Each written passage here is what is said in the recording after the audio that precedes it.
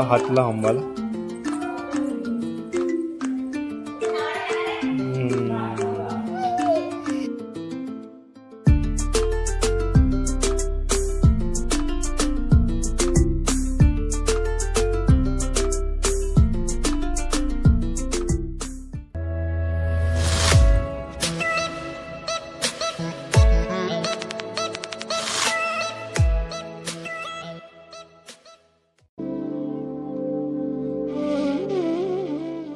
नमस्कार मंडळी, तुमचं पुन्हा एकदा स्वागत आहे आपल्या यूट्यूब चॅनलवर. थंबनेल पाहून तुम्हाला समजलं असेलच, तर आम्ही फॅमिलीसोबत चाललो आहोत कोकण दर्शन सहलीला. आमची 2 दिवसांची ट्रिप आहे. या ट्रिपमध्ये आम्ही रत्नागिरीमधील काही सुंदर पर्यटन स्थळांना भेट देणार आहोत. तर हा व्हिडिओ शेवटपर्यंत बघा. आम्ही सकाळी 4:30 वाजता निघालो. ही आमची बस आहे. ट्रिपची सुरुवात गणपती बाप्पाला वंदून केली.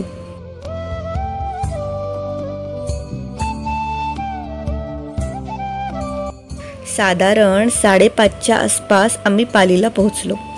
अष्टविनायक गणपतींमधील एक श्री बल्लाळेश्वराच्या दर्शनाला गेलो. श्री बल्लाळेश्वर गणपती मंदिर रायगड जिल्ह्यातील पाली गावात वसलेलं आहे. हे एकमेव अष्टविनायक मंदिर आहे जे भक्ताच्या नावावर आहे. गणेश पुराणात अष्टविनायकापैकी 3रा गणपती म्हणून पालीचा बल्लाळेश्वर ओळखला जातो. या मंदिराची रचना खास आहे. संपूर्ण मंदिर दगडांनी बांधलेलं असून सूर्याच्या किरणांनी मूर्तीला स्पर्श व्हावा अशी वास्तुशैली आहे. इथे गणेश चतुर्थी आणि माघ मासातील उत्सव खूप उत्साहाने साजरे केले जातात. गणपती बाप्पाचं दर्शन घेऊन थोडा वेळ बसून आम्ही निघालो पुढच्या प्रवासाला.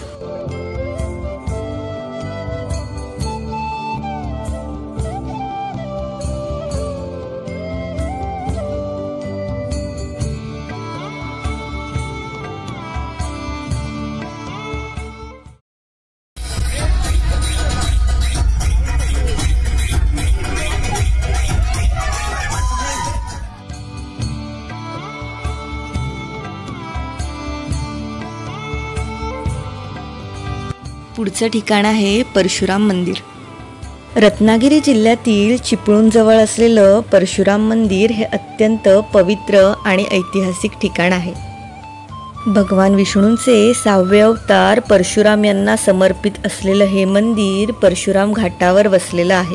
अशी मान्यता आहे की परशुरामांनी या भागात आपला निवास केला आणि इथूनच त्यांनी समुद्र मागे लोटून कोकण निर्माण केलं. मंदिर परिसरात त्रिवेणी संगम, प्राचीन पायऱ्या आणि शांततेची अनुभूती मिळते.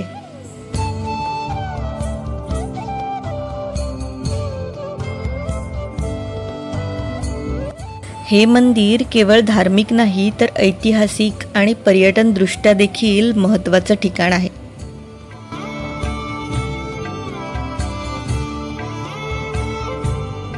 आपलं पुढील ठिकाण आहे डेरवण. हे ऐतिहासिक ठिकाण शिवस्मारक आणि शिवप्रतिष्ठानमुळे प्रसिद्ध आहे. इथे छत्रपती शिवाजी महाराजांच्या जीवनावर आधारित भव्य शिल्पे आणि देखावे साकारले आहेत. पर्यटकांना इथे इतिहासाची झलक आणि प्रेरणा मिळते.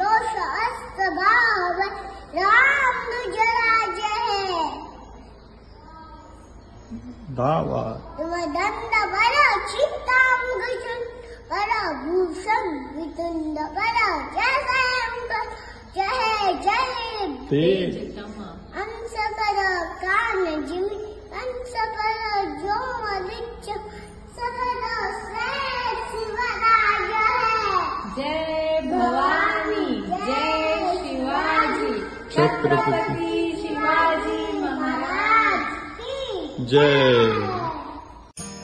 ला हात ला अंबाला.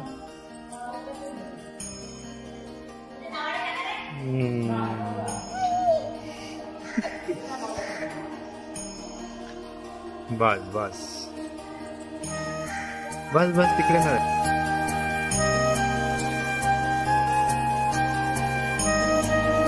निसर्गरम्य वातावरणात वसलेलं हे स्थळ पाहण्यासाठी दरवर्षी हजारो पर्यटक येतात. आपलं पुढील ठिकाण आहे मार्लेश्वर.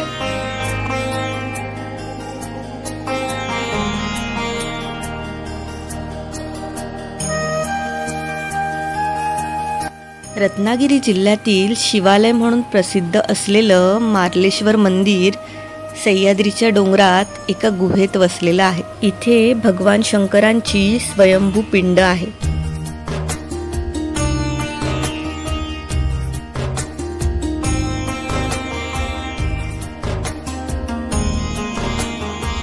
निसर्गरम्य वातावरण, धबधबा, घनदाट जंगल आणि शांत वातावरणामुळे हे ठिकाण भक्तांसाठी आणि ट्रेकर्ससाठी आकर्षण ठरतं.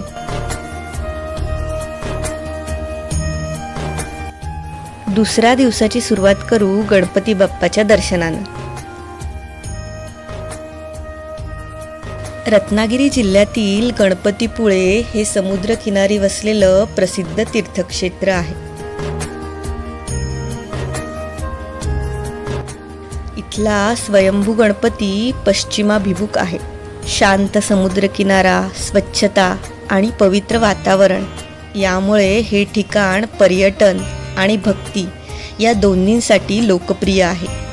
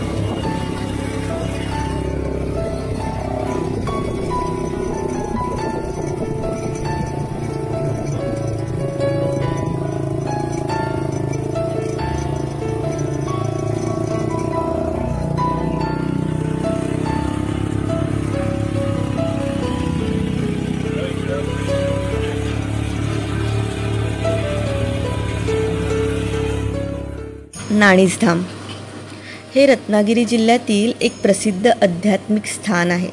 हे परमपूज्य नरेंद्र महाराज यांचं कार्यस्थळ आहे. इथे भक्तांसाठी ध्यान, सत्संग व सेवा याचं आयोजन केलं जातं.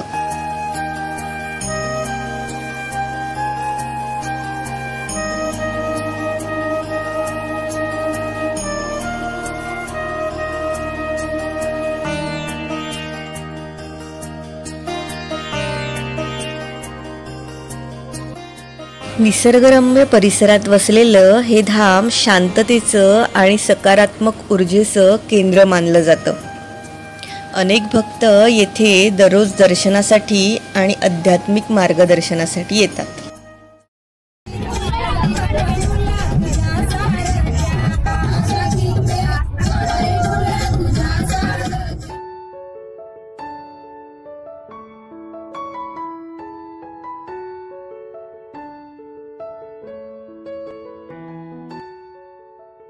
तर मंडळी, तुम्हाला हा व्हिडिओ कसा वाटला? व्हिडिओ आवडला असेल तर व्हिडिओला लाईक नक्की करा आणि चॅनलला सबस्क्राईब करा. पुन्हा भेटू अशाच एका नवीन व्हिडिओसोबत.